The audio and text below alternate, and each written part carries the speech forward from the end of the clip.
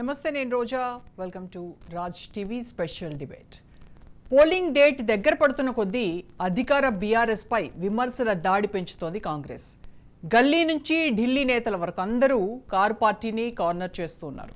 కేంద్ర మాజీ హోంమంత్రి, కాంగ్రెస్ సీనియర్ నేత చిదంబరం కేసీఆర్ పాలనపై నిప్పులు చెరిగారు. దేశంలోనే అత్యధిక ద్రవ్యోల్బణం ఉన్న రాష్ట్రం తెలంగాణ అని విమర్శించారు. అలాగే కేసీఆర్ పాలనలో గ్రామీణ నిరుద్యోగ రేటు జాతీయ సగటు కన్నా ఎక్కువగా ఉందని ఆరోపించారు. రాష్ట్ర అప్పులు 3 లక్షల కోట్లకు పైగా పెరిగాయని విమర్శించారు. విద్య, వైద్యానికి కేటాయింపులే లేవని, కాంగ్రెస్కు అవకాశం ఇస్తే 6 గ్యారంటీలను అమలు చేస్తామని చెప్పుకొచ్చారు చిదంబరం. కారు హస్తం పార్టీ ఎలక్షన్ వార్ పై ఇవాళ స్పెషల్ డిబేట్లో డిస్కస్ చేద్దాం. డిబేట్లో పార్టిసిపేట్ చేస్తూ ఉన్నారు సునీతారెడ్డి గారు బీజేపీ నుంచి, అధికార ప్రతినిధి కోటేశ్వరరావు గారు రాజకీయ విశ్లేషకులు. నమస్తే అండి.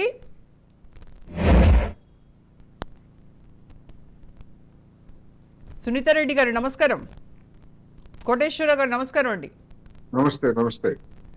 అండ్ మనతో మరి కాసేపట్లో జాయిన్ అవుతారు కర్నే అరవింద్ గారు బీఆర్ఎస్ పార్టీ నుంచి, అలాగే వెంకటరత్నం గారు కాంగ్రెస్ పార్టీ నుంచి కూడా మరి కాసేపట్లో జాయిన్ అవుతారు. ముందుగా మనము సునీతారెడ్డి గారు బీజేపీ అధికార ప్రతినిధిగా ఉన్నారు, ఆవిడతో ఇంటరాక్ట్ అవుతాం. సునీత గారు, ఈరోజు చిదంబరం మేడం కొంచెం net problem. 1 minute please ma'am.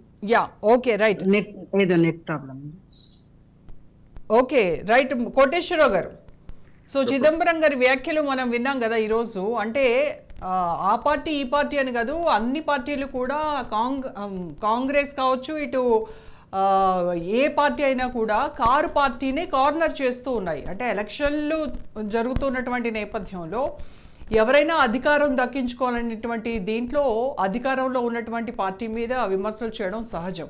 ఆ విమర్శల్లోనే చాలా కేటగారికల్గా, చాలా స్ట్రాటజిక్గా మాట్లాడారు ఆయన. మీరేం చెప్తారు ఒక రాజకీయ విశ్లేషకుడిగా ఈరోజు?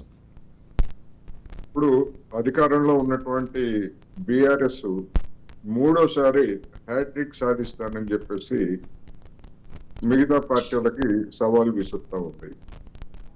అదేవిధంగా గతంలో అంటే ఒక 6 నెలలకి ముందు ఈ రాష్ట్రంలో బీఆర్ఎస్ ను ఓడించేది బీజేపీ అనేటువంటి ఒక వాతావరణాన్ని, అది మీడియా క్రియేట్ చేసినటువంటి హైప్ కావచ్చు, లేదా బీజేపీకి వచ్చినటువంటి కొన్ని విజయాలు కూడా దానికి దోహదం చేశారన్నది ఒక వాస్తవం. అందుకనే అనేక మంది ప్రముఖులుగా ఉన్నటువంటి వాళ్ళు, లేదా మాజీ ఎంపీలు, ఎమ్మెల్యేలుగా ఉన్నటువంటి వాళ్ళందరూ బాగా కేంద్రంలో అధికారంలో ఉంది, రాష్ట్రంలో కూడా ఇంకా అధికారం రాబోతున్నది అని ఆశించినటువంటి అనేక మంది వాళ్ళు బీజేపీలో చేరారు.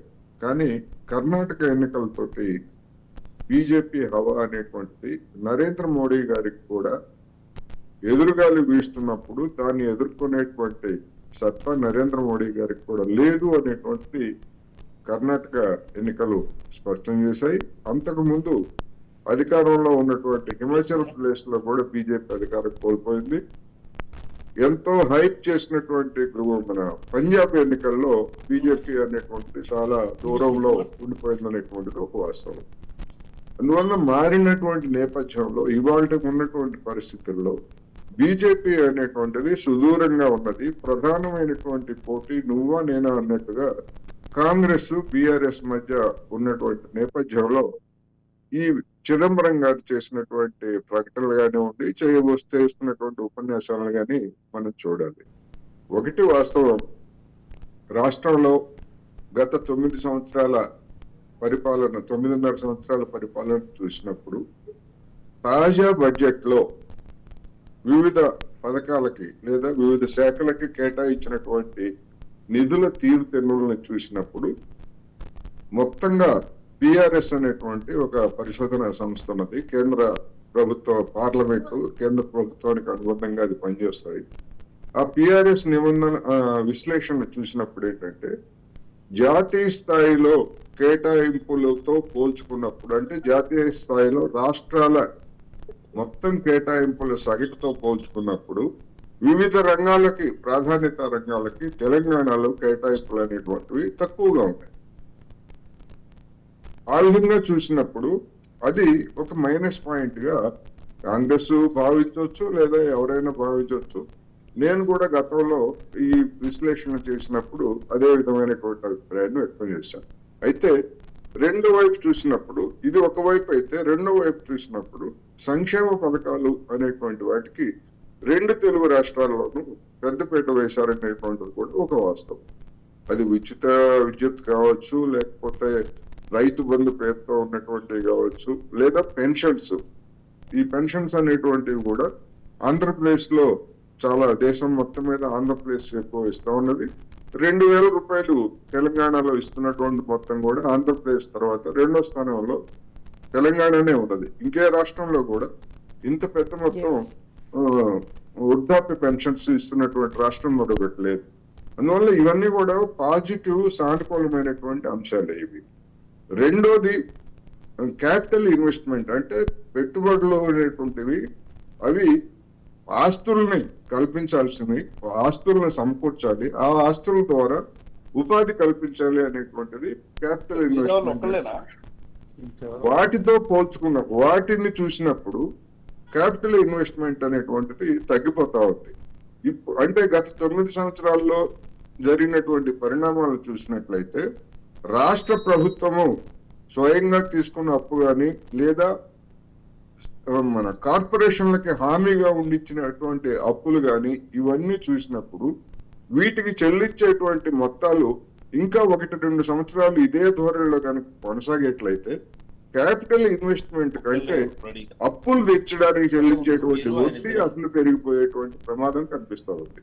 ఇది భవిష్యత్తులో రాష్ట్రాన్ని మరింత ఇబ్బందుల పాలు చేస్తుంది. రెండోది వనరులు అనేటువంటివి లేకుండా పోతాయి, ఉపాధి కల్పనకి పెద్ద అఘాతం కలిగిస్తుంది అనేటువంటిది ఒక వాస్తవం. అయితే ఇక్కడ మనం గమనించాల్సింది ఏంటంటే బీజేపీ అయినా, కాంగ్రెస్ అయినా, లేదా బీఆర్ఎస్ అయినా కానీ ఇటువంటి విధానాలనే అనుసరిస్తున్నాయి. ఎందుకు అంటే పాపులిస్ట్ స్కీమ్స్, అంటే ప్రజాకర్షక విధానాలతోటి అధికారాన్ని పొందాలి అనేటువంటి అంశాలు ఒకదాని మీద ఒకటి పోటీ పడుతున్నాయి. ఇది మొత్తంగా ఉన్నటువంటి పరిస్థితుల్లో సహజంగానే చిదంబరం అంటే కాంగ్రెస్ నాయకుడు కనుక ఇక్కడ ఉన్నటువంటి అధికార పార్టీని టార్గెట్ చేస్తారు. అదేవిధంగా బీజేపీని, ఎందుకంటే ఆయన పెద్దగా టార్గెట్ చేసినట్టు కనపడలేదు. ఎందుకంటే బీజేపీ అనేటువంటిది కాంగ్రెస్ దృష్టిలో ఇక్కడ అసలు పోటీలో ఉన్నటువంటి పార్టీ కాదు. అదేవిధంగా మనం బీఆర్ఎస్ నాయకుల యొక్క ముఖ్యమంత్రి ప్రసంగాలు చూసినా లేదా ఇతర నాయకుల ప్రసంగాలు చూసినా గానీ ఎక్కడ బీజేపీని పల్లెత్తు మాట అంటున్నటువంటి కూడా లేదు. అయితే దీనికి సంబంధించి వస్తున్నటువంటి విమర్శలు ఏంటంటే బీజేపీకి, బీఆర్ఎస్ కి ఉన్నటువంటి తెర వెనుక సంబంధాల కారణంగానే వాళ్ళు ఆ విధంగా వ్యవహరిస్తున్నారు అనేటువంటి ఆరోపణలు కానివ్వండి లేదా విమర్శలు కానివ్వండి జనంలో రోజు రోజుకి నాటిపోతున్నాయి. అంటే ఓవరాల్ గా చూస్తే మీరేమంటారంటే ఇక్కడ బీఆర్ఎస్ వర్సెస్ కాంగ్రెస్ గానే నడుస్తోంది అని అంటారా? విమర్శల పర్వం కావచ్చు, లేదంటే ప్రచార పర్వాలు కావచ్చు, ఇవన్నీ చూస్తూ ఉంటే తెలంగాణలో జరగబోయేటువంటి ఎలక్షన్లు బీఆర్ఎస్ వర్సెస్ కాంగ్రెస్ గానే జరగనున్నాయా? ఇక మీరు అదే జరగనున్నాయి, బీఆర్ఎస్ వర్సెస్ కాంగ్రెస్ గానే జరగనున్నాయి. ఇప్పుడు ఏ పార్టీ అయినా కానీ మాకు వాక్ ఓవర్ మేము చేసేస్తాము, మాకు 80 సీట్లు వస్తాయి, 90 సీట్లు వస్తాయి అని చెప్పుకోవడం అనేటువంటి వాస్తవం. కానీ నా అభిప్రాయం ప్రకారం ఇప్పుడున్నటువంటి వాతావరణం ప్రకారం అంత వాక్ ఓవర్ చేసేటువంటి పరిస్థితి ఏ పార్టీకి లేదు. నువ్వా నేనా అన్నట్టుగా పోటీ ఇస్తున్నాయి అనేటువంటిది ఒక వాస్తవం. దీన్ని రాబోయేటువంటి రోజుల్లో, అంటే ఇక్కడ తెలంగాణలో గత ఎన్నికలకి ఇప్పటికీ ఉన్నటువంటి ఒక ప్రధానమైనటువంటి మార్పు ఏంటంటే డబ్బు అనేటువంటిది ఈ ఎన్నికల్లో, గత ఎన్నికల్లో కూడా పనిచేసింది, కానీ దాంతో పోల్చుకుంటే కొన్ని రెట్లు ఎక్కువగా ఈసారి డబ్బు రంగంలోకి దిగబోతాం. అందుకని ఆ డబ్బు ప్రభావం, అదే విధంగా మద్యము, ఇతర ప్రలోభాలు, ఇవన్నీ కూడా ఏ మేరకు ఎట్లా పనిచేస్తాయి అనేటువంటిది మనం చూడాల్సి ఉన్నది. ఇంకా ఇప్పుడే అంటే నిన్నటితోటి నామినేషన్ల ప్రక్రియ పూర్తయిపోయింది.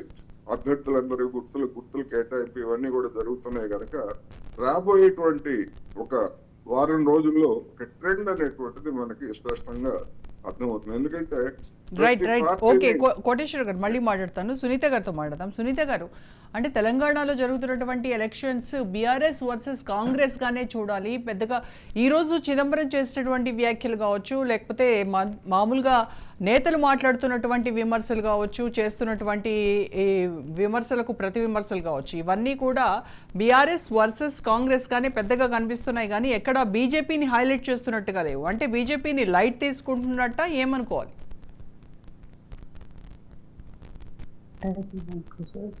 నెట్ రావట్లేదు.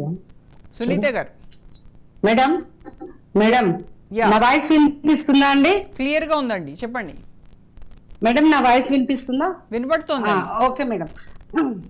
గుడ్ ఈవినింగ్ అండి. ప్యానల్లో ఉన్న అందరికి గుడ్ ఈవినింగ్ అండి. ఇప్పుడు మన రాష్ట్రంలో ట్రయాంగిల్ పోటీ జరుగుతూ ఉంది. అది కూడా ఎప్పటి నుంచి, ఇప్పుడు ఈ మధ్య కాలంలో ఏదైతే కొన్ని ఛానళ్ళు కొన్ని పేపర్లు చేసిన హైప్ వల్ల కాంగ్రెస్ పార్టీ ముందుంది అని ఒక హైప్ తీసుకురావడం వల్ల జరుగుతుంది. కానీ మనకు 2018 తర్వాత ఎలక్షన్ కానించి చూడండి బీజేపీ గ్రాఫ్ ఎలా పెరిగిందో మనం చూద్దాము. మనకు 2018 తర్వాత పెరిగిన గ్రాఫ్ ప్రకారం మేము 4 ఎంపీలు గెలిచినాం. 7% నుంచి 28% పెరిగినాం. ఆ తర్వాత జరిగిన ప్రతి ఎలక్షన్లలో మేము గెలుస్తూనే వచ్చాం. దుబ్బాక ఎలక్షన్ తీసుకోండి, మీరు హుజూర్ నగర్ ఎలక్షన్ తీసుకోండి, మనకు జిహెచ్ఎంసీ ఎలక్షన్లలో మేము టిఆర్ఎస్ కు పోటాపోటీగా వెళ్ళడం జరిగింది. ఈ మధ్య కాలంలో ఏమైందో తెలీదు, కొన్ని ఛానల్స్ కొన్ని పేపర్లు మరి ఈ విధంగా బద్నాం చేస్తూ ఏదో మా గ్రాఫ్ పడిపోతుంది ఇదంతా చెప్తున్నారు. కానీ మేమేమంటున్నామంటే మా గ్రాఫ్ పెరుగుతుంది, మేము అధికారం రావడానికి 100% అవకాశం ఉందని గట్టిగా నమ్ముతున్నాం. ఎందుకు అంటే ఇప్పుడు మేము ఈ రాష్ట్రానికి ఇచ్చిన నిధులు కానివ్వండి, మేము ఈ రాష్ట్రానికి చేసిన పనులు కానివ్వండి, మొన్నటికి మొన్న మన ప్రధానమంత్రి గారు ఇచ్చిన పసుపు బోర్డు కానివ్వండి, మనకు వచ్చేసి గిరిజన యూనివర్సిటీలు కానివ్వండి, మెడికల్ యూనివర్సిటీలు కానివ్వండి, మనకు మహిళా రిజర్వేషన్స్ కానివ్వండి, మనకు మేజర్గా ఈ మధ్య కాలంలో మన రాష్ట్రానికి ఎన్నో సంవత్సరాలుగా మనకు స్వతంత్రం వచ్చిన దగ్గర నుంచి కూడా ఒక బీసీ వర్గాలకు, వెనుకబడిన వర్గాలకు సీఎం పదవి దక్కలేదు. కాబట్టి ఆ వర్గాల కోసము, వాళ్ళ మనోభావాల కోసము, వాళ్ళ ఇది కోసం మేము బీసీ ముఖ్యమంత్రిని కూడా చేస్తున్నామని ప్రకటించడం జరిగింది. దళిత సోదరులు ఎన్నో సంవత్సరాలు 30 సంవత్సరాలుగా చేస్తున్నారు వాళ్ళు ఏబిసిడి క్లాసిఫికేషన్ కోసం. అది చేయడానికి కూడా మేము సుముఖంగా ఉన్నామని స్వయాన కేంద్ర మంత్రివర్యులు చెప్పారు. మన ప్రధానమంత్రి గారే స్వయంగా వచ్చి వాళ్ళ మీటింగ్ లో ఏదైతే కృష్ణ మాదిగ గారు పెట్టిన ఏదైతే సభ అయితే ఉన్నదో ఆ సభలో విశ్వరూప సభలో చెప్పడం జరిగింది. కాబట్టి ఇప్పుడు మాకు అనుకూలంగా ఉంది, మాకు 70 సీట్లు రావడానికి అనుకూలంగా ఉంది. ఆ కాన్ఫిడెన్స్ తోనే మేము వెళ్తున్నాము. చిదంబరం ఒక్క నిమిషం మేడం, ఇప్పుడు చిదంబరం గారు మాట్లాడింది కానివ్వండి, కేసీఆర్ గారు మాట్లాడి శుద్ధ అబద్ధాలండి. కాంగ్రెస్ పార్టీ చిదంబరం గారు ఒక హోమ్ మినిస్టర్ గా ఫెయిల్ అయిపోయారు, ఒక ఆర్థిక మంత్రిగా ఫెయిల్ అయిపోయారు. ఎన్ని కుంభకోణాలలో ఉన్నారు కాంగ్రెస్ పార్టీ వాళ్ళు మనకు తెలిసిందే. ఇక్కడే మన పార్టీ ఏదైతే టిఆర్ఎస్ పార్టీ మన గవర్నమెంట్ ఏదైతే ఉందో మేనిఫెస్టోలో ఇచ్చిన మొత్తం వాళ్ళ భగవద్గీతలో ఇచ్చిన అన్నిటికన్నీ 2 బెడ్రూమ్ కానివ్వండి, మీరు నిరుద్యోగులు కానివ్వండి, మహిళలకు ఇచ్చే పెన్షన్లు కానివ్వండి, ఈ రోజు రేషన్ కార్డులు ఇస్తున్నాం, రేపు 3వ తారీఖు తర్వాత అని చెప్తున్నారు. సునీత గారు అంటే చిదంబరం గారు చేసినటువంటి వ్యాఖ్యలు శుద్ధ అబద్ధం అని చెప్తూ ఉన్నారు మీరు. ఇవన్నీ సునీత గారు, చిదంబరం గారు చేసిన వ్యాఖ్యలు శుద్ధ అబద్ధం అని చెప్తూ ఉన్నారు. అంటే ఆయన బీఆర్ఎస్ పైనే చేశారు తప్ప ఎక్కడ బీజేపీ పైన నెగిటివ్ గా మాట్లాడలేదు. వినండి మేడం, వినండి, కాంగ్రెస్ మాటలు నమ్మడానికి లేదు, టిఆర్ఎస్ మాటలు నమ్మడానికి లేదు. 50 సంవత్సరాలు మన దేశానికి కానీ మన రాష్ట్రానికి వాళ్ళు చేసిన నష్టం ఏందో మనము అనుభవిస్తున్నాము. ఇప్పుడు 10 సంవత్సరాల నుంచి టిఆర్ఎస్ పార్టీ ఏ విధంగా ఈ ప్రజలకు నష్టం చేసిందో, ఈ విద్యార్థులకు, ఈ నిరుద్యోగులకు, ఈ రైతులకు, ఈ అన్ని వర్గాల వారికి ఏ విధంగా నష్టం చేసిందో మనం చూసినాం మేడం. దొందే 2 కరప్షన్ పార్టీలే. ఒక ధనయజ్ఞం చేసిన పార్టీనేమో కాంగ్రెస్ పార్టీ, ఇప్పుడు మొత్తము జలయజ్ఞం పేరు మీద దోసుకున్న పార్టీ, కాళేశ్వరం పేరు చెప్పి మొత్తం కథంతా ముగించిన పార్టీ టిఆర్ఎస్ పార్టీ. నేనేమంటున్నంటే ఇద్దరు దొంగలే ఈ రాష్ట్రాన్ని భ్రష్టు పట్టించారు, అప్పుల పాలు చేశారని నేను చెప్తున్నాను. ఇప్పుడు తెలంగాణ ప్రజలు తెలివితో ఆలోచించి ఏదైతే మనకు ఇప్పుడు డబుల్ ఇంజన్ సర్కార్, కేంద్ర ప్రభుత్వం నుంచి వచ్చే నిధులు కానివ్వండి, స్కీములు కానివ్వండి, ప్రతి ఒక్కటి కింది స్థాయి వరకు చేరాలి అంటే, ఎందుకంటే మేము ఇచ్చిన ఏ స్కీమ్ కూడా కేసీఆర్ గారు యాక్సెప్ట్ చేయట్లేదు, ఈ ప్రజలకు అందుబాటులోకి తేవట్లేదు.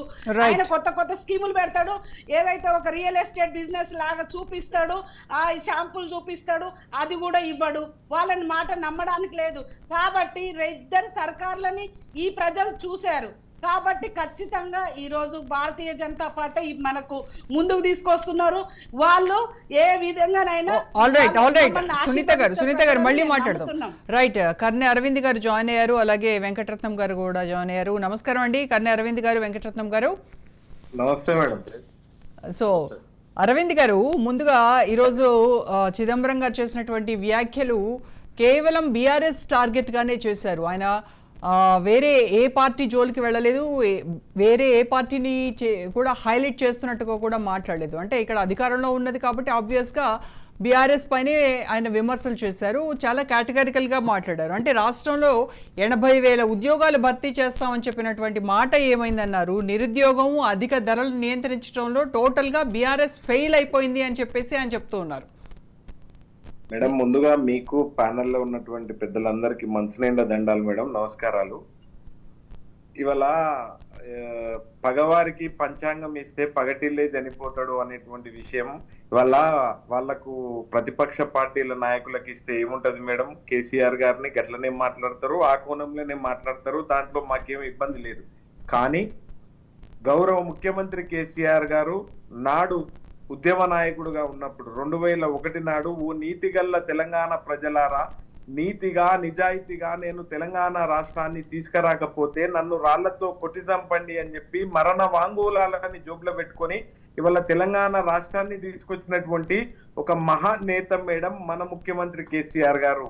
అన్ని రాష్ట్రాలకు ముఖ్యమంత్రులు ఉంటారు మేడం, కానీ మన రాష్ట్రానికి రాష్ట్రమే తెచ్చినటువంటి మహానేత ముఖ్యమంత్రి కేసీఆర్ గారు. ఇవాళ రకరకాల మాటలు మాట్లాడుతూ ఉన్నారు, రకరకాల కోణంలో వాళ్ళు మాట్లాడేటువంటి ప్రయత్నం చేస్తా ఉన్నారు. కానీ ముఖ్యమంత్రి కేసీఆర్ గారు మానవీయ కోణంలో ఆలోచన చేసి ఇవాళ మా మేనిఫెస్టోని భగవద్గీత లాగా ఇవాళ మేము చూస్తాము తప్పకుండా అనేటువంటి చెప్పినటువంటి ముఖ్యమంత్రి కేసీఆర్ గారు. అంతేకాకుండా మేడం ఇవాళ దళిత బంధు మేడం, ముఖ్యంగా ఇవాళ పేదరికంలో అత్యంత పేదరికం వాళ్ళు, అణగారిన వర్గాల్లో అత్యంత అణగారిన వర్గాలు, అణిచివేతకు గురైనటువంటి వాళ్ళలో అత్యంత అణిచివేతకు గురైనటువంటి వాళ్ళు ఎవరు ఉంటారు అంటే మేడం దళితులే ఉంటారు. దళితుల దరిద్రం అంతం కావాలి, అదే మన పంతం కావాలి అని చెప్పి గౌరవ ముఖ్యమంత్రి కేసీఆర్ గారి మానస పుత్రిక దళిత బంధు మేడం. ఇది 2018 ఎన్నికల మేనిఫెస్టోలో పెట్టలేదు మేడం. ఇవాళ పేదలింట్ల పెళ్లిరా, పేరుగల్ల పెళ్లిరా, దళిత బిడ్డల చెవ్వకు దర్జాగా పెళ్లిరా, ఆ పెళ్లి పెద్దన్న కేసీఆర్ అయ్యిండు అనేటువంటి విషయాన్ని ఇవాళ మేం చేసినటువంటి అది ఉన్నది మేడం. ఇంటింటికి నీళ్ళు ఇయ్యకపోతే వచ్చే ఎన్నికల్లో ఓట్లు కూడా అనగనటువంటి దమ్మున్నటువంటి ముఖ్యమంత్రి కేసీఆర్ గారు మేడం. ఇవాళ తల్లి బిడ్డలు ఇద్దరు కూడా కాళ్ళు బయటకు పెట్టకుండా ఇవాళ ఇంట్లో వస్తున్నటువంటి మాట వాస్తవం కాదా మేడం? కానీ మరి ఇంటికో ఉద్యోగం అని చెప్పి కనీసం ఊరికో ఉద్యోగం కూడా లేనటువంటి పరిస్థితి ఉంది. ఈ రోజు నిరుద్యోగమే ఇక్కడ తాండవిస్తోంది అని కదా రోజా గారు. కన్స్ట్రక్టివ్ గా, అంటే మనం ఈ లఘు చర్చ గొప్పగా అందరూ వింటారు కాబట్టి ఏది వాస్తవం ఏది అవాస్తవము అనేటువంటి విషయాన్ని ఒకసారి మనం బేరేజ్ వేసుకోవాలి.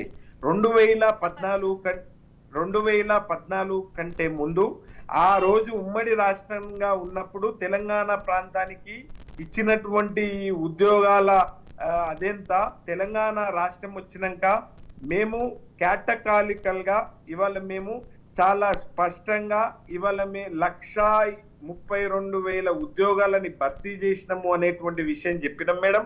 ఇంకా కొన్ని ఉన్నాయి, అవి తప్పకుండా ఇస్తాము అనేటువంటి విషయాన్ని కూడా మేము చెప్తా ఉన్నాం. అయితే రెండో విషయం నేను ఏమంటా ఉన్నాను అంటే మేడం, ఇబ్రాహీంపట్నం పరిసర ప్రాంతాల్లో ఇవాళ ఫాక్స్కాన్ అనేటువంటి ఒక కంపెనీ వస్తా ఉన్నది మేడం. ఆ ఫాక్స్కాన్ కంపెనీ ద్వారా ఒక 10 లక్షల ఉద్యోగాలు ఇవాళ అన్ని వర్గాలకు చెందినటువంటి వాళ్ళకు ఉద్యోగాలు, అంటే ప్రత్యక్షంగా ఇవాళ ఎర్ర బస్ నుంచి ఎలక్ట్రిక్ బస్ వరకు, ఎలక్ట్రిక్ బస్ నుంచి ఎయిర్ బస్ వరకు, టైల్స్ నుంచి టెక్స్టైల్స్ వరకు, మ్యాప్స్ నుంచి యాపిల్ మ్యాప్స్ వరకు గమ్యస్థానం తెలంగాణ అయ్యింది మేడం. ఇదేం మేము మాయమేం చేయలేదు మేడం, మేము మంత్రమేం వేయలేదు మేడం, మేము అల్లా అక్బర్ అద్భుత దీపాన్ని తీసుకొచ్చి పెట్టలేదు మేడం. మేము కష్టపడ్డాము. దాదాపుగా 9.5 సంవత్సరాల నుంచి మా శ్రమ ఇందులో ఉంది. అదే ఇవాళ ప్రగతి బాటలో పోతా ఉన్నది అనేటువంటి విషయాన్ని మేము తప్పకుండా చెప్తాం. అయితే ఎన్నికలు అనుకునేటప్పుడు ఇవాళ తప్పకుండా గ్రహిస్తలేరా? తెలంగాణ ప్రాంతంలో అందరూ కూడా గ్రహిస్తా ఉన్నారు కదా, వాళ్ళందరూ కూడా చూస్తా ఉన్నారు కదా, ఇవాళ ఏది రాయి ఏది రత్నము అనేటువంటి విషయాన్ని ఇప్పటికే బేరేజ్ వేసుకున్నారు మేడం.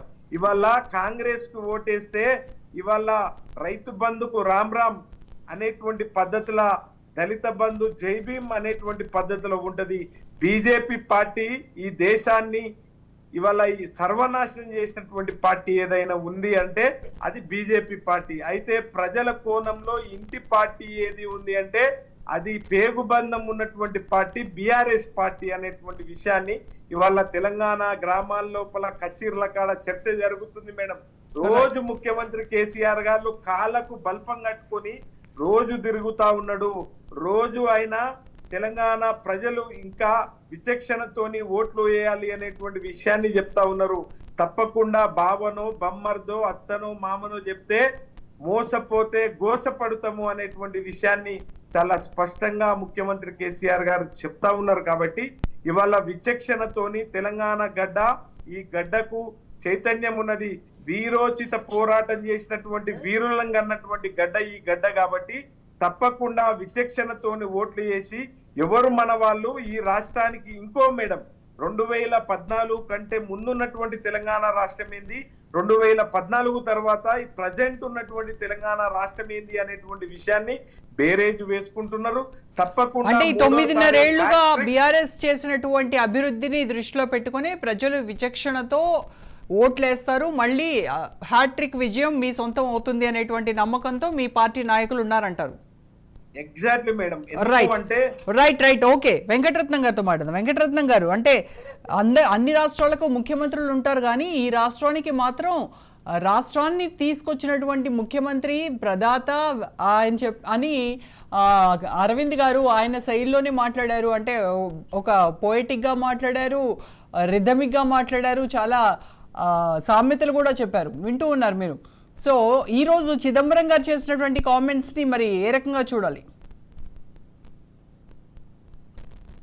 చర్చలో పాల్గొన్న వారందరికీ కూడా నమస్కారం మేడం. రాజ్ న్యూస్ వారికి కూడా నమస్కారాలు తెలియజేస్తున్నా. ఈరోజు వారు మాట్లాడినప్పుడు సునీత గారు కానీ అరవింద్ గారు కానీ మీరు మాట్లాడిన మాటలలో తెలంగాణ కోసం 1569 మంది బలిదానం చేయటం జరిగింది. నీళ్లు నిధులు నియామకాల పేరుతో 1200 మంది విద్యార్థులు బలిదానం చేసుకున్నారు. తెలంగాణ ఇస్తే నేను కాపలా కుక్కలాగా పడి ఉంటానన్నాడు. తెలంగాణ ఇయ్యకపోతే తల నరుక్కుంటానన్నాడు. తెలంగాణ కోసం మీరు ఇస్తే నేను కాపలా కుక్కలాగా ఉంటా, నేను నా భార్య మేమిద్దరమే, నా కొడుకు నా బిడ్డ అవుట్ ఆఫ్ స్టేట్ లో ఉంటారు, మేము కాపలా కుక్కలాగా ఉంటాం, మేమిద్దరం భార్య భర్తలమే అని కళ్ళబొల్లి మాటలు చెప్పి కథం దొక్కుతున్నటువంటి వీళ్ళందరినీ కూడా ఈ యువత మాకు రాష్ట్రం ఏర్పడితే మా బతుకులు బాగుపడతాయి, మాకు ఉద్యోగాలు వస్తాయి, మాకు ప్రతి విషయంలో కూడా అన్ని రకాల సౌలభ్యం వస్తుందని చెప్పి నమ్మబలికిన కేసీఆర్ నీళ్లు నిధులు నియామకాల పేరుతో ఉద్యమాన్ని చేసి దానికి నాయకత్వం వహించిన ఆయన ఈ కేసీఆర్ గారు అని చెప్పుకుంటుంది కదా. దళిత ముఖ్యమంత్రిని చేస్తానన్నాడు, ఎక్కడ పోయింది? ఇంటికి ఒక ఉద్యోగం ఎక్కడ పోయింది? టిఎస్పిఎస్సిని ఎందుకు 2 సార్లు రద్దు చేశారు? 40 లక్షల మంది నిరుద్యోగులు రోడ్ల పాలు ఎందుకు అయ్యారు? ఈ గ్రూప్ 1 2 సార్లు రద్దు, గ్రూప్ 2 రద్దు, గ్రూప్ 3 రద్దు, గ్రూప్ 4 ఇవన్నీ కూడా నియామకాలు చేయకుండా మీరు ఉంటే, నిన్నగాక మొన్న ఒక చెల్లెమ్మ, యాదవ్ చెల్లెమ్మ గ్రూప్ 2 కూడా రద్దయిపోతే మనస్తాపానికి గురై నా తల్లిదండ్రులు నా కోసం ఎంతకన్నా ఇంకా కష్టపడతారని ఆ అమ్మాయి ఉరిబోసుకుంటే ఆ అమ్మాయి అప్లై చేయలేదని చెప్పిండు మన కేటీఆర్ గారు. అది ఆ తర్వాత అన్ని ఛానళ్ళల్లో వైరల్ అయింది, రాష్ట్రంలో కూడా వైరల్ అయింది, అన్నిటికీ ఆమె అప్లై చేసింది అనేది. ఇవన్నీ పక్కదోరణ పెట్టించి కూడా ఒక తోబుట్టువు మీద కూడా ఆ రకమైనటువంటి అభిప్రాయం లేని, తనకి తోబుట్టువులు లేనట్టుగా ఆమె మీద ఒక ఎఫ్ఐఆర్ ఉన్నది అనే తప్పుడు ధృవీకరణ చేసి ప్రగతి భవన్కి పిలిపించుకొని తాయిలాలు ఇచ్చి ఒక అనామకుడు మీద కేసు పెట్టమని చెప్పింది ఈ రాష్ట్ర ప్రభుత్వం కాదా? వీరికి తోడు బీజేపీ వారు కూడా అధికారంలోకి వచ్చినప్పుడు 2 కోట్ల ఉద్యోగాలు సంవత్సరానికి ఇస్తామన్నాం. వారేమన్నా 2 కోట్ల ఉద్యోగాలు ఎలగబెట్టారా? ఇవాళ చిదంబరం గారు మాట్లాడినటువంటి మాటలు ఎందుకు మాట్లాడిన? ఈ రాష్ట్రంలో రైతు ధాన్యాన్ని కొనుగోలు చేయలేకపోతే కేంద్రం కొంటలేదని రాష్ట్రం రాష్ట్రవాడు కొంటలేదు, మేము తీసుకుంటామని కేంద్ర ప్రభుత్వం అయినటువంటి బీజేపీ చెప్పడం జరగలేదా? కొన్నరా? రైతులు ధాన్యం ఎండబోసుకున్న రోడ్ల మీదనే ఈ మందు దాగి చచ్చిపోయిన దాఖలాలు అన్ని ఛానళ్లలో మనం చూడలేదా? బంగారు తెలంగాణ అని చెప్పి నువ్వు తాగుబోతుల తెలంగాణ, మానభంగాల తెలంగాణని తీసుకొచ్చింది అబద్ధమా?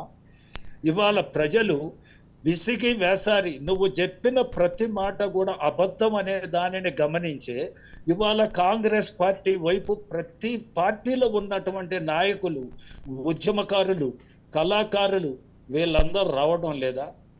దళిత బంధు అనేటువంటి మాటని మీరు చెప్పారు. దళిత బంధు మీ మేనిఫెస్టోలో లేకపోయినా దళిత బంధు ఇస్తున్నాం అని అంటే హుజురాబాదులో ఉన్నటువంటి ఓట్లు 40,000 ఓట్లు ఉంటే అక్కడ గెలవటం కోసం కేసీఆర్ గారు ఎప్పుడు ఉప ఎన్నికలు వచ్చిన ఒక పథకాన్ని తీసుకొచ్చే అటువంటి స్ట్రాటజీ కలిగినటువంటి బాగా నక్కజిత్తులలో ఆరితేరినటువంటి ఈ తెలంగాణ ద్రోహి అని అంటే కేసీఆర్ కాదా? అసలు హుజురాబాద్లో ఎన్ని దళిత బంధులు ఇచ్చారో చెప్పండి. ఎన్నికలు అయిపోయిన తర్వాత మీరు ఓడిపోయినాక అక్కడ దళిత బంధులు ఇచ్చారా? అసలు రాష్ట్రంలో ఎస్సీ ఎస్టీ సప్లాన్ నిధులు కాంగ్రెస్ గవర్నమెంట్లో చట్టబద్ధం చేసిన నిధులను ఏమన్నా ఎస్సీ ఎస్సీలకు ఇచ్చారా? గిరిజనులకు ఏమన్నా ఇచ్చారా? గిరిజన రిజర్వేషన్ పెంచుతానన్నారు, పెంచారా? ముస్లింలకు రిజర్వేషన్ పెంచుతానన్నారు, పెంచారా? కేంద్ర రాష్ట్ర ప్రభుత్వాలు కలిసి ఆడుతున్న నాటకం ఎందుకు నిజం కాదు అని ప్రజల ముందు చెప్పగలగా మీరు ఏం అబద్ధాలు చెప్పినా ప్రజలు నమ్మే పరిస్థితులు లేరు. ఎందుకు అంటే మీరు తీసుకొచ్చినటువంటి కేంద్రంలో బీజేపీ తీసుకొచ్చిన 3 చీకటి చట్టాలకు సపోర్ట్ చేసింది మీరు కాదా? ఎక్కడ మీరు బీజేపీకి వ్యతిరేకంగా ఉంటున్నారు? బీజేపీనే అంటగాగుకుంటూనే మీరున్నారు. ప్రతి చట్టానికి వాళ్ళు తీసుకొచ్చిన ప్రతి దానికి కూడా రాష్ట్ర ప్రభుత్వం సంతకాలు పెట్టలేదా? ఇవాళ ఎంతమంది ఎన్ని లక్షల ఉద్యోగాలు మీరు ఎక్కడ 80,000 ఉద్యోగాలు మీరు చేశారు? పోలీసు ఉద్యోగాలు 20,000 ఉద్యోగాలు మీరు రిక్రూట్ చేశారు. అందులో కూడా తప్పుల తడకలు, కటాఫ్ మార్కులకి మొన్న కూడా ఈ కానిస్టేబుల్ ఉద్యోగంలో కూడా కటాఫ్ మార్కులను కూడా తారుమారు చేసి వాళ్ళని కూడా ఇది చేయలేదా? వెంకటరత్నం గారు మళ్ళీ మాట్లాడతాం. అరవింద్ గారు అంటే కేవలము ఈ దళిత బంధు కావచ్చు, ఇంకో బంధు కావచ్చు, ఇవన్నీ కూడా చాలా స్ట్రాటజిక్గా వ్యవహరిస్తూ ఆయన ఎన్నికల వ్యూహంగా తిమ్మిని బొమ్మించేసేటువంటి వీటిలో సిద్ధహస్తుడు కాబట్టి అందుకోసమే తీసుకొచ్చారు తప్ప ఎంతమంది దళితులకు దీనివల్ల న్యాయం జరిగింది అనేసి క్వశ్చన్ చేస్తున్నారు వెంకటరత్నం గారు. మేడం 3 కాలాలు 4 ఋషులు ఈ సువిశాలమైనటువంటి భారతదేశం ఇవాళ ఏ రాష్ట్రంలో కూడా నేనేమంటా ఉన్నాను అంటే ఒకవేళ కేసీఆర్ గారి ఆలోచన రాజకీయ కోణం ఉంటే గనక ఇది ఎన్నికలప్పుడు ప్రవేశపెట్టే వారు ముఖ్యమంత్రి కేసీఆర్ గారు. కానీ ఇవాళ ఎన్నికలు లేనప్పుడు ఇవాళ ప్రవేశపెట్టి దళితులు అందరూ కూడా ఈ సమాజంలో గౌరవంగా బతకాలి, మట్టిలో నుంచి అది తీసేటువంటి నైపుణ్యం వాళ్ళ కాడ ఉంది, కానీ వాళ్ళ పెట్టుబడి సహాయం లేదు అనేటువంటి ఆలోచన చేసి గౌరవ ముఖ్యమంత్రి కేసీఆర్ గారు 10 లక్షల రూపాయల ఆర్థిక సహాయాన్ని అందిస్తా ఉన్నారు మేడం. అది బై ఎలక్షన్ స్టంట్ కాదా అది మేడం? దానికంటే ముందే చేసినటువంటి అది. రెండోది మేడం, మేము హుజూరాబాద్ లో ఎందుకు ఇచ్చారు? హుజూరాబాద్ లోనే ఎందుకు అక్కడ నుంచి పైలట్ ప్రాజెక్ట్ అదే ఎందుకు చేసుకున్నారండి? ఎగ్జాక్ట్లీ హుజూరాబాద్ తో పాటు బట్టి గారి ఇవాళ ఈ రాష్ట్రంలో ప్రతిపక్ష పార్టీకి సంబంధించినటువంటి ఎమ్మెల్యే గారు ఉన్నారు కదా, వాళ్ళ నియోజకవర్గంలో కూడా పైలట్ ప్రాజెక్ట్ గా పెట్టినటువంటి సందర్భం ఉంది. అయితే నేనేమంటా ఉన్నాను అంటే మేడం, అల్టిమేట్ గా ఇవాళ దానికి ప్రతిగా ఆయనకు అక్కడ ఇచ్చారు. మరియమ్మ గారిని ఒక దళిత మహిళని సూర్యాపేటలో లాకప్ డెత్ చేస్తే దాన్ని మాఫీ చేయడం కోసం అని నాడు దళిత బంధు ఇచ్చటం జరిగింది. రోజా గారు సునీత గారు చెప్పండి. మేడం, ఇప్పుడు వీళ్ళకు దళితుల మీద ప్రేమ కొట్టుకుపోయి ఏం దళిత బంధు ఇవ్వట్లేదు మేడం. అంత ప్రేమ ఉంటే ఎలక్షన్ల ముందు తెలంగాణ కంటే వచ్చినప్పుడు 2014 లో ఏం చెప్పిండ్రు కేసీఆర్ గారు? 3 ఎకరాల భూమి 3 ఎకరాల భూమి ఇస్తానన్నాడు. సీఎం దళిత సీఎం చేస్తాను గొంతు కోసుకుంటా అన్నాడు. మరి దళితుల సప్లాన్ ఎటుపోయింది? అన్న మీరు మధ్యలో బ్రేక్ చేయకండి. మీరు ఇన్ని మాట్లాడేది నేను మాట్లాడలే కదా. ఇవన్నీ ఇస్తాను అన్నారు. ఈ రోజు దళితుల గురించి ఎప్పుడు హుజూరాబాద్ ఎలక్షన్ అప్పుడు అప్పటికప్పుడు వాళ్ళ మీద ప్రేమ కలిగిపోయి ఓటు వేయాలని నేను దళిత బంధు తీసుకొస్తున్నాను, దళితులకు ఇంటికి 10 లక్షలు ఇస్తా అని చెప్పిండు. మరి ఇప్పటి వరకు ఎన్ని ఇచ్చిండ్రు మేడం? ఎన్ని ఇచ్చిండో చెప్పండి. ఎన్ని నియోజకవర్గం అన్ని కొడుకు కోడింగ్ కట్టుకుని చెప్పినట్టుగా వీళ్ళు సామెత చెప్పినట్టు వీళ్ళు పెడుతున్నారు. మన మునుగోడు ఎలక్షన్ కి వచ్చిండ్రు. మునుగోడు ఎలక్షన్ రాయించిండ్రు. గిరిజన బంధం తీసుకొచ్చిర్రు. మరి ఎంతమంది గిరిజనులకు ఇచ్చిండ్రు? వాళ్ళ కోడి భూములు ఏంటి సమస్య పరిష్కరించలేదు. ఇంకొకటి మేడం, ఇప్పటికీ నిరుద్యోగ సమస్య అన్ని మాట్లాడింది. నేను కూడా ఇష్యూ తీయదలుచుకున్నాను. నిరుద్యోగులకు ఇప్పుడు ఫస్ట్ ఏదైతే 2014 తెలంగాణ ప్రభుత్వం ఏర్పాటు ఫస్ట్ అసెంబ్లీలో ఏం మాట్లాడారు? 1,07,000 ఉద్యోగాలు ఉన్నాయి. ఇప్పటికిప్పుడు నేను రిక్రూట్మెంట్ చేస్తున్నా అని చెప్పిండు. అప్పటి వరకు చేయలేదు. 2018 వరకు అసలు ఏ రిక్రూట్మెంట్ చేయలేదు. కొన్ని పోలీస్ జాబ్లు ఏదో వేసిరు. పోయిన సంవత్సరం అసెంబ్లీ సాక్షిగా బ్రహ్మాండం బట్టలు మీరు ఆశ్చర్యపడుతూ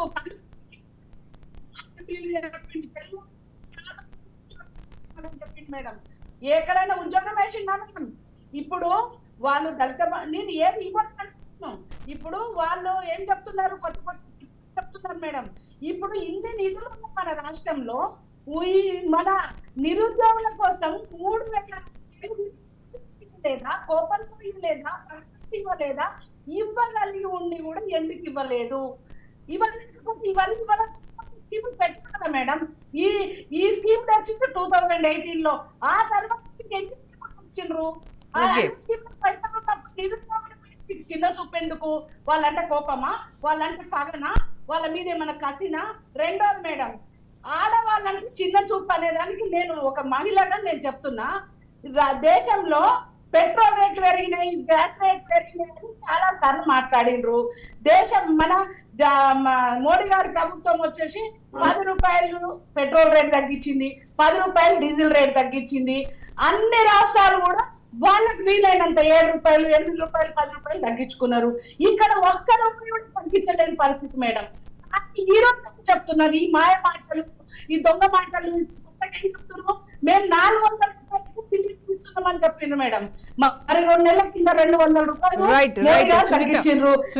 వినండి మేడం, ఒక్క నిమిషం మేడం. మీ ఆడియో క్లారిటీ లేదు సునీత గారు, మళ్ళీ మాట్లాడుతున్నారు. 400 రూపాయలు ఇస్తా అంటుంది మేడం. అంటే ఇన్ని రోజులు ఇవ్వట్లేదనా? ఈ అబ్బాయి ఎందుకు మహిళలు మోసం చేస్తున్నారు? ఓట్ల కోసము ఇవ్వగలిగి ఉండి 100 రూపాయలు కూడా తక్కువ చేయకుండా ఇన్ని రోజులు మహిళలు మభ్య పెట్టారు. ఇప్పుడు మీరు 400కి గ్యాస్ ఇస్తామని చెప్తున్నారు. మరి మహిళలంటే నీకేమైనా పగనా? మీరు ఎందుకు ఇవ్వలేకపోయినారు? ఇన్ని రోజులు రేషన్ కార్డులు 10 సంవత్సరాలు మేడం రేషన్ కార్డులు ఇవ్వక, 10 సంవత్సరాలు రేషన్ కార్డు లేకుండా, 10 సంవత్సరాల కింద నుంచి పెన్షన్లు ఎక్కడున్నాయో అక్కడే అయిపోయి కొత్త పెన్షన్లు లేక, ఇంకా 2 బెడ్రూమ్ల ఇల్లు మేడం కేంద్ర ప్రభుత్వం 2,90,000 ఇల్లు అలాట్ చేస్తే వీళ్ళు ఇల్లు ఎన్ని కట్టిండ్రు, ఎవరికి ఇచ్చిండ్రు? ఇప్పటి వరకు ఒక ఇల్లు కట్టరు ఇవ్వని పరిస్థితి. కొన్ని ఏదో ఈ మధ్య కుటుంబంతో కట్టి ఎక్కడ మా మహేశ్వరం నియోజకవర్గంలో మేడం 2,000 ఇల్లు వచ్చినాయి మేడం. 2,000 ఇల్లు వస్తే లోకల్ వాళ్ళకి 200 ఇల్లు ఇచ్చి పక్క నియోజకవర్గం వాళ్ళని, ఒకే సామాజిక వర్గంలో ఉన్న వాళ్ళని 1,800 మందిని తీసుకొచ్చి ఆ ఇల్లు అలాట్మెంట్ చేసింది మేడం. మేము ఉద్యమాలు చేసి, మేము ధర్నాలు చేసి సునీత గారు మళ్ళీ మాట్లాడదాము. కోటేశ్వరరావు గారితో మాట్లాడదాం. కోటేశ్వరరావు గారు, అంటే బీఆర్ఎస్ ఏదైతే హామీలు ఇచ్చిందో, దళిత ముఖ్యమంత్రి కావచ్చు, దళితులకు 3 ఎకరాల భూమి కావచ్చు, ఇవన్నీ ఎటుపోయినాయి, వీటి గురించి మాట్లాడకుండా కొత్తగా మేము మేనిఫెస్టోలో లేనటువంటివి కూడా మేము అమల్లోకి తీసుకొచ్చాము, అవన్నీ కూడా అమలు చేసాము అని చెప్తున్నారు. అది ఎంతవరకు కరెక్ట్ అని అంటున్నారు? ఇప్పుడు మొత్తం గడిచినటువంటి 75 సంవత్సరాల్లో, అంటే స్వాతంత్రం వచ్చిన తర్వాత వివిధ పార్టీలు అధికారానికి వచ్చాయి. వివిధ పార్టీలు అరచేతిలో స్వర్గం చూపించాయి. ఇందిరాగాంధీ గరీబీ హఠావో అని చెప్పారు, అయిపోయింది.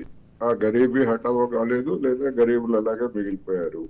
అదేవిధంగా కాంగ్రెస్ భూ సంస్కరణల చట్టాన్ని తీసుకొస్తున్నామని చెప్పింది. ఆ భూ సంస్కరణల చట్టాన్ని తెచ్చిన తర్వాత ఎంతమందికి భూములు వచ్చినాయంటే, మొత్తం పంచపాండవులు ఎంతమంది అంటే మంచం కోళ్ళలాగా 3 అనుకొని 2 అయిపోయి 1గా వేసి దాన్ని కొట్టేసి 0 చుట్టినట్టుగా దాన్ని ఒక బూటకంగా మార్చారు.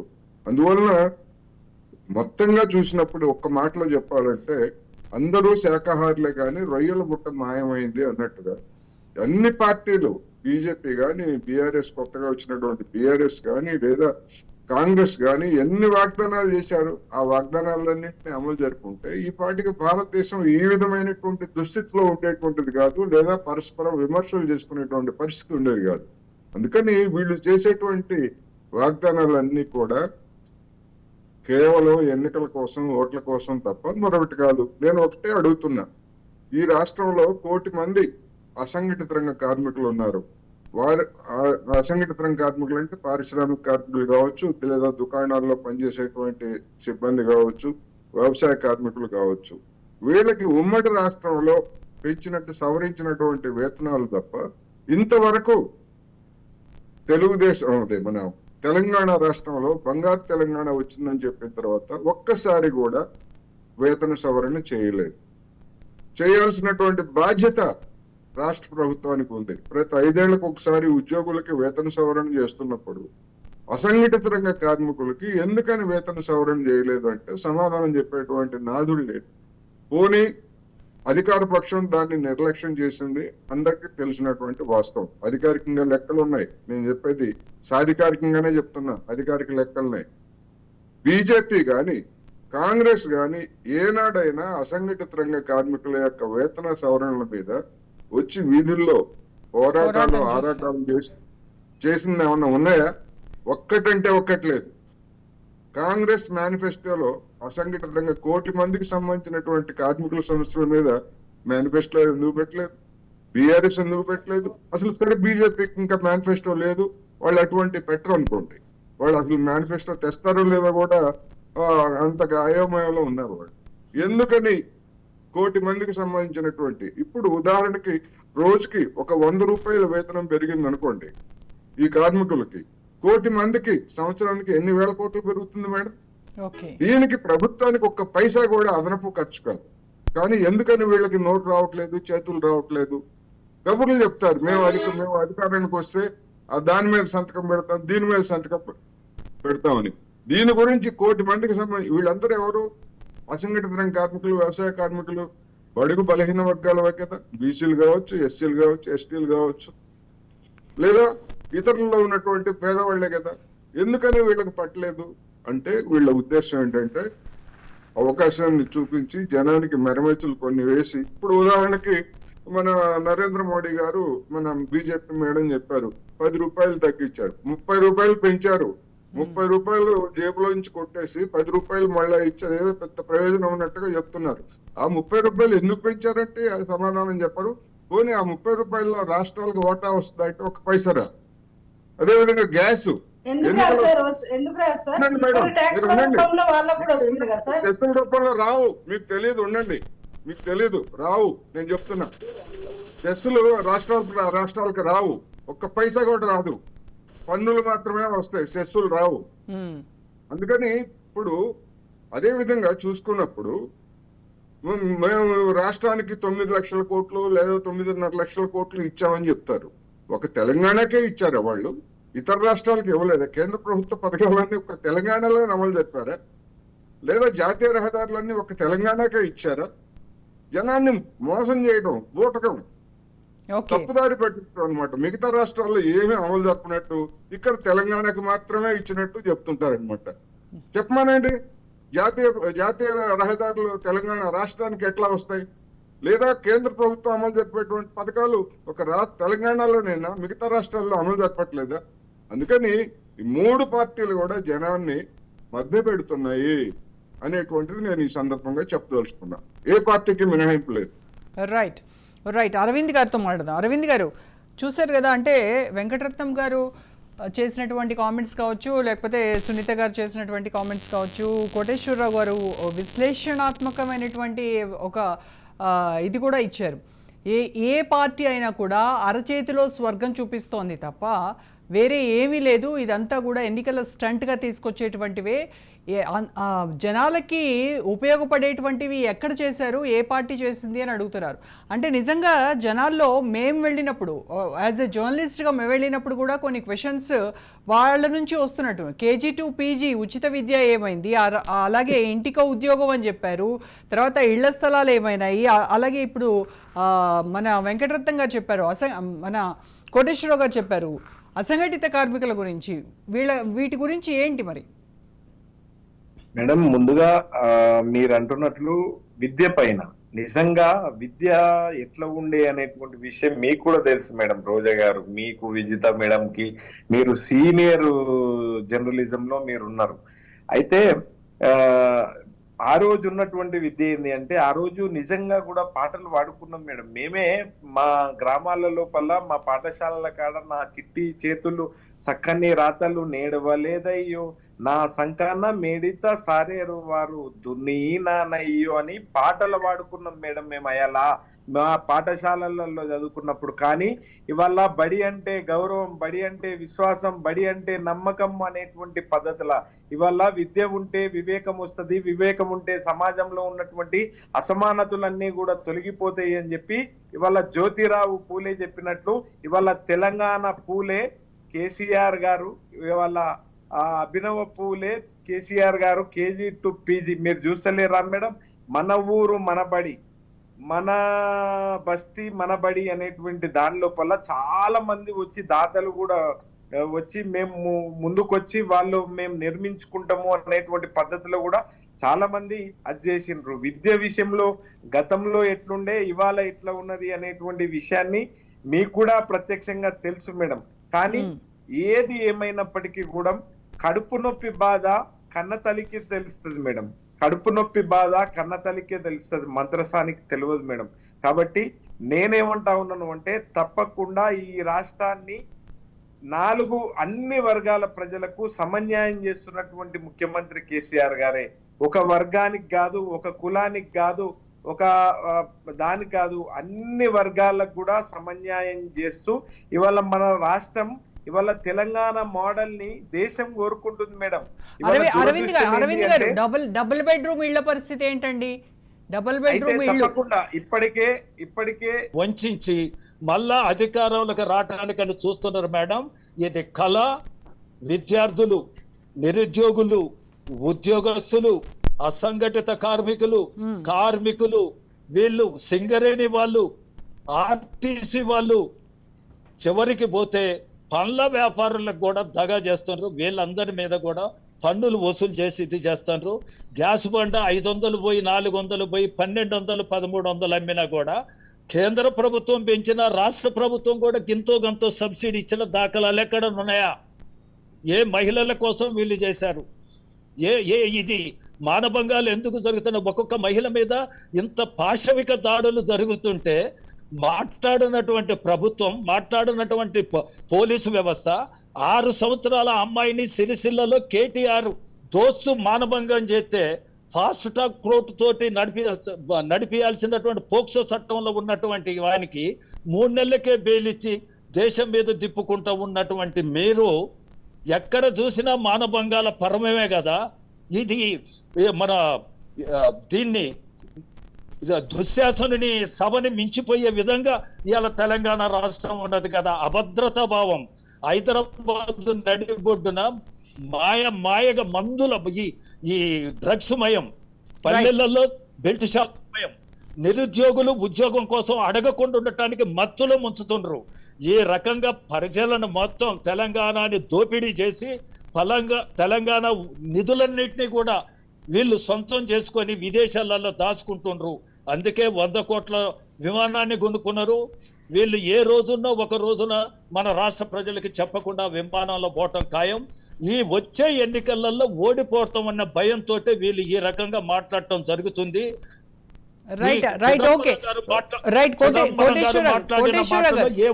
కోటేశ్వర గారు, ఒక రాజకీయ విశ్లేషకుడిగా పక్కన పెట్టేస్తే ఒక హైదరాబాద్ వాసిగా నిజంగా హైదరాబాద్ను డల్లాస్గా చేస్తాము అన్న దాంట్లో ఎంతవరకు వాళ్ళు ఇచ్చినటువంటి హామీలో ఏ రకమైనటువంటి అభివృద్ధిని చూపించారు? కరీంనగర్ను లండన్ చేస్తామని చెప్పారు. అలాగే మూసీ నది కావచ్చు, ట్యాంక్ బండ్ కావచ్చు, వీటిలో ఎంతవరకు అభివృద్ధిని సాధించారు బీఆర్ఎస్? ఇప్పుడు మూసీ నది కానీ లేదా ట్యాంక్ బండ్ అంటే హుస్సేన్ సాగర్ లో కానీ తాగటం సంగతి సరే, ఈ బీఆర్ఎస్ నాయకులందరినీ వెళ్ళి ఒకసారి కాళ్ళు చేతులు కడుక్కొని శుభ్రంగా బయటికి రమ్మనండి. ఏ జబ్బులు అంటకుండా లేకపోతే ఏ ఎలర్జీలు రాకుండా వాళ్ళు వస్తే సంతోషం. మొత్తం అంతా కంపు కొడుతున్నాయి. మొత్తం అవన్నీ కూడా ఆ మూసీ నది కానీ లేకపోతే అవన్నీ కానీ దోమల ఉత్పత్తి కేంద్రాలుగా మొత్తం హైదరాబాద్ లో దోమల ఉత్పత్తి అనేటువంటి దాన్ని పెంచి పోషిస్తున్నారు వీళ్ళు. అందరికీ తెలిసినటువంటి సత్యం. అందువలన ఇవన్నీ ఈ కబుర్లన్నీ కూడా ఏంటంటే, అందుకనే ఇప్పుడు తుపాకి రాముడు అంటారు, పగటి వేషగాళ్ళు అంటారు.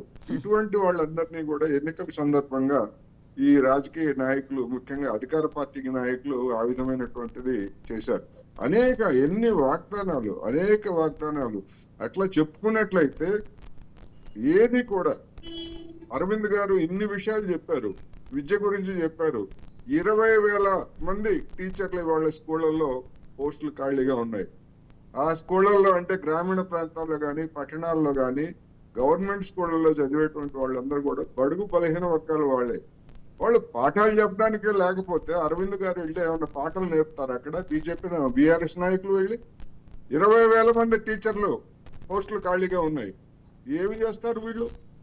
కేజీ టు పీజీ ఇవన్నీ. అందుకని బొందితో కైలాసాన్ని తీసుకెళ్తాం అన్నట్టుగా ముందు గ్రామాల్లో ఉన్నటువంటి పాఠశాలల్లో, ప్రభుత్వ పాఠశాలలో టీచర్ పోస్టులు నింపడానికి 9.5 సంవత్సరాలు గడిచినా కానీ వీళ్ళకి చేతులు రాలేదంటే వీళ్ళు మొత్తం రాష్ట్రాన్ని విద్యావంతులను చేస్తాము, ఆరోగ్యవంతులను చేస్తాము అనేటువంటి కబుర్లు చెప్తే ఎట్లా నమ్మాలి? కానీ లోన్ తెలంగాణలో మన హైదరాబాద్లో కావచ్చు, తెలంగాణ రాష్ట్ర వ్యాప్తంగా కావచ్చు, రోడ్లను చూడండి, గతంలో వేసినటువంటి రోడ్లు కావచ్చు, ఇప్పుడు మేము చేసినటువంటి అభివృద్ధిని చూడండి అని చెప్తున్నారు. అండ్ 1 కోటి ఎకరాలకు నీళ్లు కూడా ఇస్తామని చెప్పారు. మరి ఆ 1 కోటి ఎకరాలకు నీళ్ల గురించి ప్రాజెక్టులు కూడా మేము కట్టిన ఘనత మాది అని చెప్తున్నారు కదా. ఇప్పుడు అసలు తెలంగాణ ఉద్యమం లేపింది ఏమిటి? నీళ్లు, నిధులు, నియామకాలు. నీళ్లు అంటే అంటే టైం లేదు కనుక నేను కొద్దిలో ముగిస్తాను. నీళ్లు అంటే కృష్ణా నదిలో మనకు రావాల్సిన వాటా రాలేదు కనుక ఆ వాటాను తెస్తామని చెప్పినటువంటి వాళ్ళు దాని గురించి మర్చిపోయి కాళేశ్వరం నీళ్లు మేము 1 కోట్ల ఎకరాలకు ఇచ్చాము, 3 కోట్ల టన్నులు ధాన్యం పండిందని చెప్తున్నారు. గత 9 సంవత్సరాలుగా వర్షాలు అనేటువంటి పుష్కలంగా పడ్డాయి అనేటువంటిది ముందు గమనించాలి. అందుకనే హైదరాబాద్ లో కూడా భూగర్భ జలాలు పెద్ద ఎత్తున పెరిగి మా అపార్ట్మెంట్ లో గత 9 సంవత్సరాల్లో ఒక్కసారి కూడా వాటర్ ప్రాబ్లం రాలేదు, బోర్లు ఎండిపోలేదు. అందువల్ల అది వీళ్ళ గొప్ప కాదు, ప్రకృతి కరుణించింది, అది పెరిగింది. కొన్ని సానుకూలమైనటువంటి అంశాలు ఉన్నాయి. అసలు జరగలేదంటే మొత్తం అసలు రోడ్లు వేయలేదని ఇంకోటని కాదు, మౌలికంగా వీళ్ళు చెప్పినటువంటివి ఏమిటి అనేటువంటిదే సమస్య. ఆ మౌలికంగా చెప్పినటువంటి వాటిని అమలు జరపలేదు. ఉపాధి కల్పనకు సంబంధించి ఆయన అరవింద్ గారు చెప్పారు, ఫాక్స్కాన్ కంపెనీ పెడితేనట 10 లక్షల ఉద్యోగాలు వస్తాయట. ఏ ఆధారంతో చెప్తారండి ఇలాంటి బూటకపు మాటలు? 10 లక్షల ఉద్యోగాలు ఇంతవరకు ఫాక్స్కాన్ కంపెనీ తమిళనాడులో పెట్టింది. అక్కడ ఎన్ని ఉద్యోగాలు ఇచ్చారు? అక్కడ పరోక్షంగా ప్రత్యక్షంగా కలిపి 40,000 లేవు.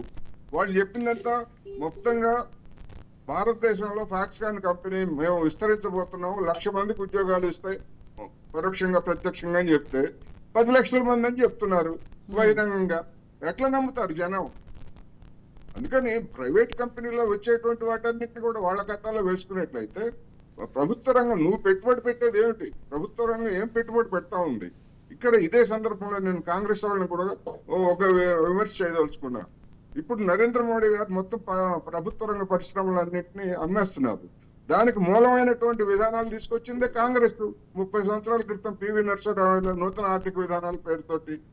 అప్పటి నుంచి కేంద్రం కానీ రాష్ట్ర ప్రభుత్వాల్లో కానీ ఒక్క పైసా పెట్టుబడులు పెట్టలేదు.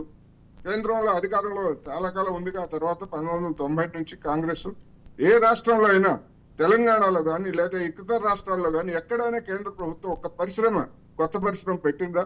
లేదు. ఆ విధానాల్లోనే అమ్మడానికి కూడా ప్రొవిజన్ పెట్టారు. దాన్ని ఇవాళ ప్రధాని నరేంద్ర మోడీ గారు చక్కగా ఉపయోగించుకుంటూ అవసరమైనటువంటి వాళ్ళకి కారు చౌక కట్టి పెట్టేస్తున్నారు. మన ఉమ్మడి ఆంధ్రప్రదేశ్ లో కూడా షుగర్ ఫ్యాక్టరీలు లేకపోతే ఇవన్నీ కూడా అవును, నిజాం షుగర్స్ అన్నారు. అలాగే సిర్పూర్ కాగజ్ నగర్ లేకపోతే సహకార రంగంలో ఉన్నటువంటి షుగర్ ఫ్యాక్టరీలు కానీ అధికారంలో ఉన్నటువంటి పార్టీల వాళ్ళకి ఎంత కారు చౌకగా అట్టు పెట్టారో మనకి తెలియదా? అందుకని ఇవన్నీ కూడా ఏంటంటే ఈ విధానాలు 3 పార్టీలు ఇదే విధమైనటువంటి జనాన్ని మోసం చేస్తున్నాయి, మధ్య పెడుతున్నాయి, వాస్తవాలను చెప్పడం లేదు. అధికారం కోసం పరస్పరం విమర్శించుకోవచ్చు, అయితే అసలేమీ అభివృద్ధి జరగలేదా అంటే అసలేమీ అభివృద్ధి జరగలేదని అంటలేదు. జరుగుతుంది, జరగకుండా ఎట్లా ఉంటది? కాంగ్రెస్ హయాంలో జరిగేదేదో జరిగింది, తెలుగుదేశం మన బీజేపీ హయాంలో జరిగేదేదో జరుగుతుంది. కానీ అది కాదు కదా కావాల్సింది. ఇచ్చినటువంటి హామీల అమలు కావాలంటారు. అమలు కావాలి, ఆ అమలు కూడా సంపూర్ణమైనటువంటి అమలు కావాలి. నేను అనేది అది. ఇంతవరకు అంటే మన అసమర్థత ఎంత ఉందంటే హుస్సేన్ సాగర్ ని శుభ్రం చేస్తామని చెప్పారు, ఎందుకని చేయలేకపోతున్నారు? మళ్ళా బీజేపీ వాళ్ళందరూ కూడా ఇతర నిమజ్జనాల పేరుతో దాన్ని మళ్ళా కంపు చేసేస్తున్నారు. అందరికీ తెలిసిందే. వాళ్ళకి సునీత గారు కన్క్లూడ్ చేయండి. మేడం, బీజేపీ వాళ్ళు వినాయకుని నిమజ్జనాలు చేయడం ఏం మేడం? ఇది రాష్ట్రంలో పండగ, అందరూ ప్రజలు వినాయక స్వాములను పెట్టుకుంటారు, వాళ్ళకు గవర్నమెంట్ పర్మిషన్ ఇస్తుంది, నిమజ్జనాలు చేస్తున్నారు. అది బీజేపీ పార్టీ చేయమంటే చేస్తారా మేడం? అది మనకు అట్లా చెప్పడం కరెక్ట్ కాదు కదా. రెండవది మేడం, ఇప్పుడు మనము 29 రాష్ట్రాలలో మన ముఖ్యమంత్రులను చూస్తున్నాం మేడం. అన్ని పార్టీల నుంచి ఇప్పటి వరకు మనకు స్వతంత్రం వచ్చిన కాంచి ఏ రాష్ట్ర ముఖ్యమంత్రి అయినా ఇప్పటి వరకు సెక్రటరేట్ రాని ముఖ్యమంత్రిని చూసిండ్రా మేడం? కనీసం ఒక గవర్నమెంట్ ఉద్యోగస్తులైనా కూడా ఆఫీసుకు పోకుండా ఉండరు. మనమంతా ఉద్యోగాలు చేసాం, నేను ఉద్యోగం చేసాం, మీరు ఉద్యోగం చేస్తున్నారు, అందరం ఉద్యోగాలు చేస్తాం. కానీ ఇప్పటి వరకు సెక్రటరేట్ రాకుండా 9 సంవత్సరాలు 10 సంవత్సరాలు ఈ పరిపాలన కంటిన్యూ చేస్తూ ఇంట్లో వాళ్ళందరికీ ఉద్యోగాలు ఇచ్చుకొని తన ఇల్లు బంగారం చేసుకొని ఇంకా రాష్ట్రం మొత్తం ల్యాండ్ మాఫియాగా, ఇసుక మాఫియాగా, లిక్కర్ మాఫియాగా, మొత్తము డ్రగ్ మాఫియాగా మార్చేసి ధరణి అని ఒక పోర్టల్ పెట్టి ఉన్నదంతా దోసుకొని ప్రతి ఒక్క వర్గాన్ని దోసుకొని తిని మేడం. ఇవాళ పిల్లల చావు కారణం, నిరుద్యోగుల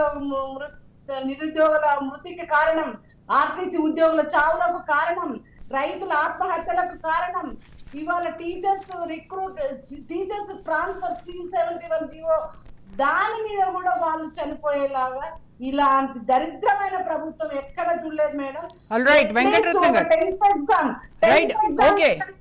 ఓకే సునీత గారు,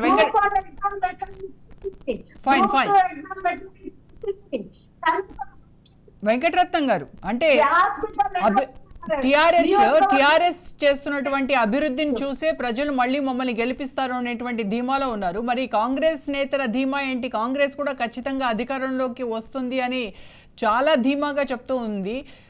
అటు కాంగ్రెస్ నేతలు కావచ్చు, కాంగ్రెస్ అగ్రనాయకులు కావచ్చు, ఇక్కడ ఉన్నటువంటి లోకల్ లీడర్స్ కావచ్చు. సో ఏంటి మీ ధీమా ఏంటి? మా ధీమా అండి, తెలంగాణ రాష్ట్రాన్ని, తెలంగాణ ప్రజల్ని నమ్మించి మోసం చేసిన కేసీఆర్ వారి కుటుంబం ఇవాళ రాష్ట్రాన్ని 9 ఏళ్లకు పైగా పరిపాలించి ప్రజా వ్యతిరేక విధానం, ఇవాళ రైతులు 8,000 పైచిలుకు రైతులు ఆత్మహత్యలు చేసుకున్నారు ఈ తెలంగాణ రాష్ట్రంలో. ఈ పరిస్థితులు వీటన్నిటి మీద ప్రభుత్వం ప్రతి విషయంలో కూడా వైఫల్యం చెందింది. ప్రతిదీ కూడా ప్రజల్లోకి వెళ్ళింది. గ్రాస్ రూట్ లో కూడా ప్రజలందరూ కూడా ఈ రైతు ప్రభుత్వం అని చెప్పుకుంటున్నారు కదా మరి వాళ్ళు. రైతులు 8,000 మంది ఆత్మహత్యలు ఎట్లా జరిగినాయి అంటే రైతు ప్రభుత్వం అని చెప్పుకునే ఈ రాష్ట్రంలో నేను ఒక సీనియర్ జర్నలిస్ట్, మీకు తెలియని అంశాల మేము అభియోగాలు మోపటానికి ఏ రాష్ట్రంలో ఆత్మహత్యలు జరగలేదా? ఏ రైతుకి ధాన్యాన్ని కొనుగోలు చేశాడు? ఎవరిని బాగు చేశారు? విద్యార్థులనా, ఉద్యోగస్తులనా, తర్వాత నిరుద్యోగులనా, ఎవరిని చేశారు? ఈ ఎన్ని వైఫల్యాలు ఇవాళ కాంగ్రెస్ హయాంలో రైతుల ఆత్మహత్యలు జరగలేదా? కాంగ్రెస్ పార్టీ అధికారంలో ఉన్నప్పుడు కూడా ఆత్మహత్యలు జరిగినాయి, జరగలేదని నేను అంటలేదు. మేము వాళ్ళందరికంటే మంచి చేస్తాం, మన రాష్ట్రాన్ని మనం ఏలుకుంటాం, నేను బంగారు తెలంగాణ చేస్తానని నువ్వు అన్నదంటే ఎందుకు ఇన్ని హత్యలు జరిగినాయి అని మేము అడుగుతున్నాం. ఓకే, దానికి సమాధానం చెప్పాల్సిన అవసరం ఉందిగా నీ దగ్గర. రైట్, మొత్తానికి రైట్. ఇప్పుడు మేడం మీరు రైతుల గురించి చాలా ఏదో రైతు బంధు పెట్టి అదొకటి జిందా తిలస్మాత్ అన్ని రోగాలకు రోగ నివారణ అని చెప్తున్నారు మేడం. రైతు బంధు ఒక్కటి ఇచ్చి మేడం విత్తనాల సబ్సిడీ తీసేశాడు, ఎరువులు ఫ్రీగా ఇస్తానని అసెంబ్లీలో సాక్షిగా చెప్పిండు, అది ఎగ్గొట్టాడు. మళ్ళీ మనకు ఇన్సూరెన్స్ ఏదైతే కిసాన్ బీమా ఉందో అది ఎత్తేసిండు. యాంత్రీకరణ కోసం ట్రాక్టర్లకు కానీ పనిముట్లకు కానీ వాటికి సబ్సిడీ మీద ఇవ్వాల్సిన ఏ ఒక్క పనిముట్టు కూడా ఇవ్వకుండా, రైతులకు చెందాల్సిన బీమా చెందకుండా ఇవాళ కొన్ని లక్షల కోట్ల రూపాయలు నష్టపోతుంది మేడం. వీళ్ళు ఇవ్వాల్సిన మ్యాచింగ్ గ్రాంట్ ఇవ్వకుండా కేంద్ర ప్రభుత్వం బీమా, ఫసల్ బీమా. రైట్, ఓకే సునీత గారు, మనకి టైం పర్మిట్ చేయట్లేదు. Thank you madam. Right Sunitha garu, time permit చేయట్లేదండి. Thank you so much Sunitha Reddy garu, Venkataratnam గారు, కోటేశ్వరరావు గారు, కర్నె అరవింద్ గారు డిబేట్లో పార్టిసిపేట్ చేసినందుకు. ఇది ఇవాల్టి స్పెషల్ డిబేట్. నమస్తే.